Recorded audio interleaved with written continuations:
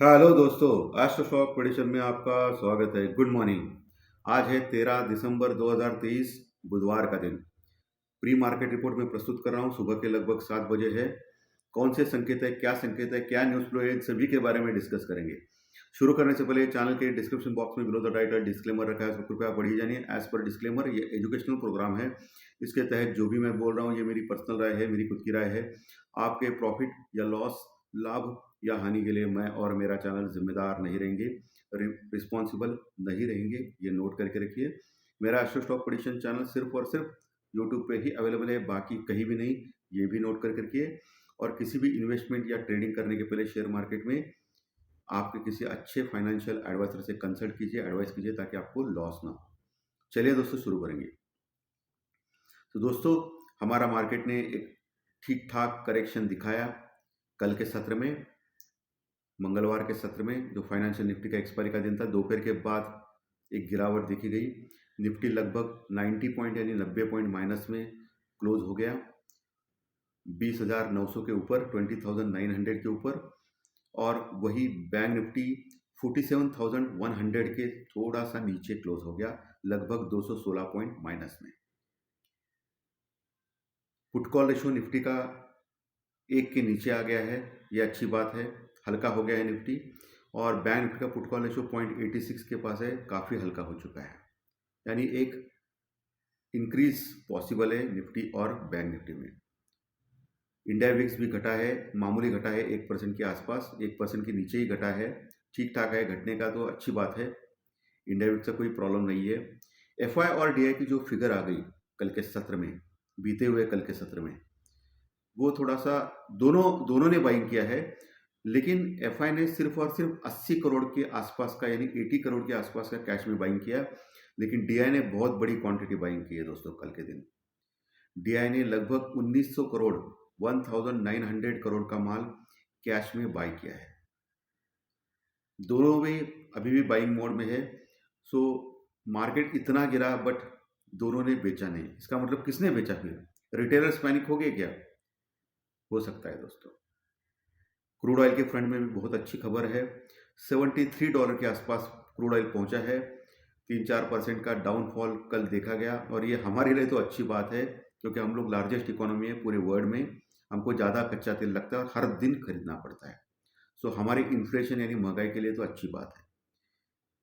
कल महंगाई के आंकड़े भी आ गए हमारे, यानी इन्फ्लेशन डाटा भी आ गया, बढ़ के आया है। जैसे आरबीआई गवर्नर ने बोला था कि बढ़ के आएगा, नवंबर का इन्फ्लेशन डाटा बढ़ के आया है। बट हमारा जो एक्सपेक्टेशन था कि और ज़्यादा बढ़ेगा, वो बढ़ा नहीं है दोस्तों। सो एज पर एक्सपेक्टेशन से भी कम आ गया है, यानी अच्छी बात है। ये गुड न्यूज़ है हमारे लिए, क्योंकि इन्फ्लेशन इतना बढ़ा नहीं जितना एक्सपेक्टेड हम कर रहे थे। सो अच्छी बात है, यह हमारे लिए पॉजिटिव न्यूज़ है। वही अमेरिका का इन्फ्लेशन डाटा जो है, वो भी बहुत ही बढ़िया आ गया। बहुत ही बढ़िया यानी एक्सपेक्टेशन जो था उससे कम आ गया। ओके, 3.3 का एक्सपेक्टेशन था, 3.2 के आसपास आ गया, या 3.1 के आसपास आ गया। सो अमेरिका का इन्फ्लेशन डाटा भी कंट्रोल में है, अच्छा आ गया है दोस्तों। और आज फेड की बैठक है, आज रिजल्ट है फेड का रात में। अमेरिका में दिन रहेगा रात में, हमारे लिए रात रहता है और उनमें दिन रहता है। सो अमेरिका का फेड आज डिक्लेयर करेगा रात में। और माना ये जा रहा है कि आज का जो कल जो इन्फ्लेशन डाटा आ गए, महंगाई के आंकड़े आ गए, वो एकदम रीजनेबली कंट्रोल्ड है। सो रेट ऑफ इंटरेस्ट बढ़ाने का सवाल ही नहीं पैदा होता है। और फेड के चेयरमैन उनके कमेंट्री में ज़रूर बोलेंगे, ऐसा लग रहा है कि रेट ऑफ इंटरेस्ट वो कब घटाएंगे। सो ये अच्छी बात है वर्ल्ड मार्केट के लिए, अमेरिका के लिए। सो ये दोनों चीज़ें अच्छी आ गई कल के दिन। और हमारा आईआईपी डाटा यानी इंडस्ट्रियल प्रोडक्शन डाटा भी बहुत ही बढ़ के आया है, 2-4 महीनों के हाई के ऊपर आ गया है। यानी हमारी इकोनॉमी बहुत ही स्ट्रांग चल रही है। इसका इंडिकेशन ये आईआईपी डाटा करते हैं। आईआईपी डाटा यानी हमारे जो इंडस्ट्रीज है, उनका जो प्रोडक्शन है वो कैसा है ये दिखाता है। उसके भी आंकड़े अच्छे आ गए दोस्तों। ओवरऑल सभी कुछ हरियाली है, अच्छा है। डाउ जॉन्स कल रात में 175 पॉइंट, लगभग 175 पॉइंट प्लस में क्लोज हो गए, और 2 साल के हाई पे आ गए। कितने? 2 साल के हाई। ईयरली हाई को 52 वीक्स हाई बोला जाता है, यानी ये ऑल टाइम हाई के पास आ गए, 2 साल के हाई। ये बढ़िया बात है। और अभी डाउ फ्यूचर लगभग 30-40 पॉइंट प्लस में ही चल रहे हैं। और हमारा जो गिफ्ट निफ्टी साहब है वो लगभग 60-70 पॉइंट यानी 60-70 पॉइंट प्लस में चल रहे हैं।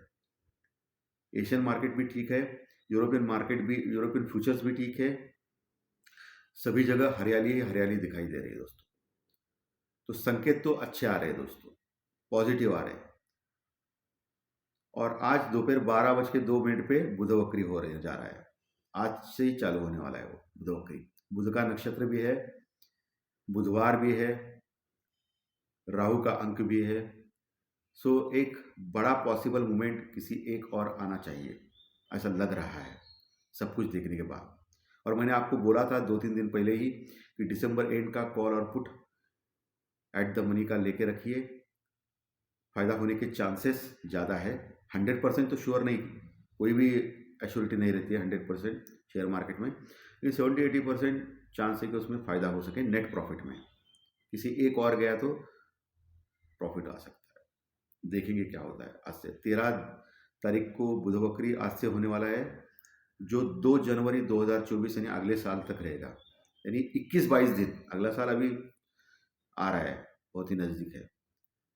सो 21-22 दिन तो वक्री है दोस्तों, बुध वक्री, और वो भी धनु राशि में, गुरु के राशि में है, और गुरु की पूरी दृष्टि में है। एक एक अलग टाइप का वक्रित्व है ये, क्योंकि बुध वक्री है, गुरु की राशि में है और गुरु की पूरी दृष्टि में है, क्योंकि गुरु नवपंचम योग कर रहा है बुध के साथ, जो अच्छा योग माना जाता है।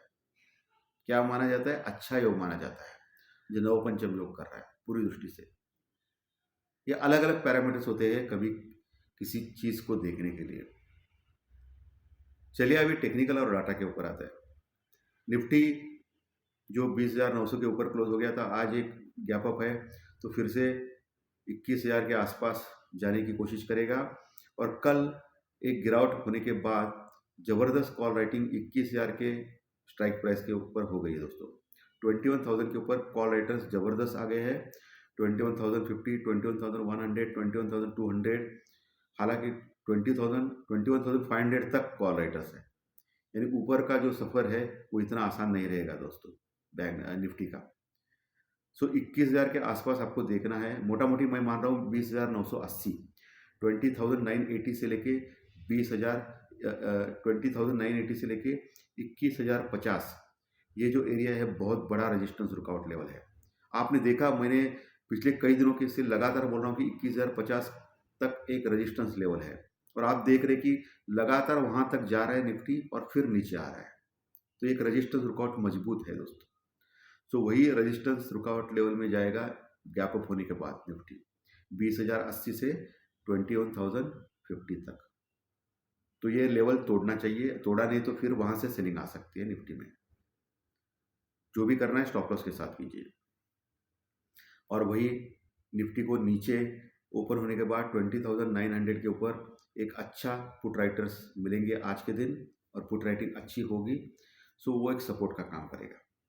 लेकिन 20,880, 20,880 अगर तोड़ता है तो फिर 20,850 और 800, 20,800, 850 एक अगला टारगेट हो सकता है।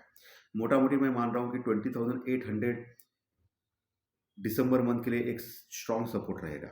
20,800, 850 जहाँ अच्छी पुट राइटिंग है, जब तक वो टूटेगा नहीं 20,800, तब तक डरने वाली बात नहीं है, नीचे जाने का खतरा बिल्कुल ना बराबर है। लेकिन 20,800 अगर टूट गया निफ्टी में, तो फिर एक बड़ी गिरावट जो 20,500 तक लेके जा सकती है निफ्टी में, ऐसा मेरा मानना है। तो जितना नीचे आपको सपोर्ट के पास मिलेगा उतना आप खरीद सकते हो निफ्टी स्टॉप लॉस के साथ। चलिए बैंक निफ्टी जो 47,100 के आसपास क्लोज हो गया, 47,000 का एक इम्पॉर्टेंट सपोर्ट जो है, स्ट्रॉन्ग सपोर्ट उसने बरकरार रखा, जहाँ अच्छी पुट राइटिंग है। आज के दिन के लिए नीचे का सपोर्ट 47,000 का तो है ही, जहाँ पुट राइटिंग है उसके नीचे 46,800 का एक भी मजबूत सपोर्ट है, और सबसे बड़ा सपोर्ट 46,500 है। जब तक 46,500 तोड़ता नहीं बैंक निफ्टी, तब तक डरने वाली बात नहीं है दोस्तों। ओके, 46,500 का लेवल बहुत इंपॉर्टेंट सपोर्ट का काम करेगा। अभी 47,100 के आसपास है। गैप अप होने के बाद लगभग 150-200 पॉइंट बढ़ सकता है बैंक निफ्टी आज के दिन, सो 47,300 तक जा सकता है। तो 47,300 के आसपास भी एक कॉल राइटिंग अच्छी है। मोटा मोटी मैं मान रहा हूँ 47,500 और 550 जो लेवल है वहाँ अच्छी कॉल राइटिंग हो गई है कल के सत्र में। ओके, तो एक स्ट्रॉन्ग रेजिस्टेंस रुकावट का काम करेगा।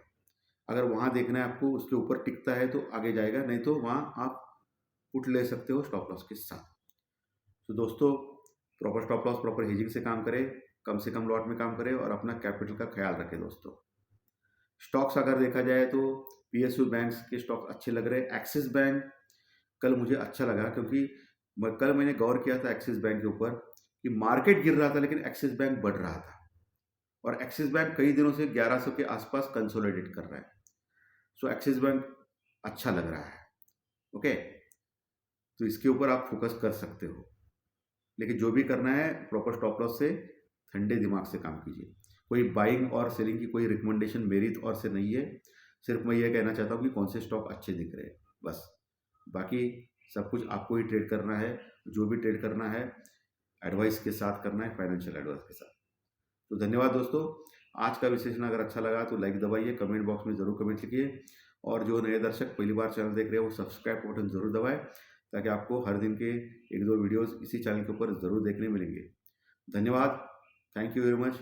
फिर मिलेंगे दोपहर फाइनेंशियल एस्ट्रो के कार्यक्रम में दोपहर 4 साढ़े 4 बजे। Thank you very much.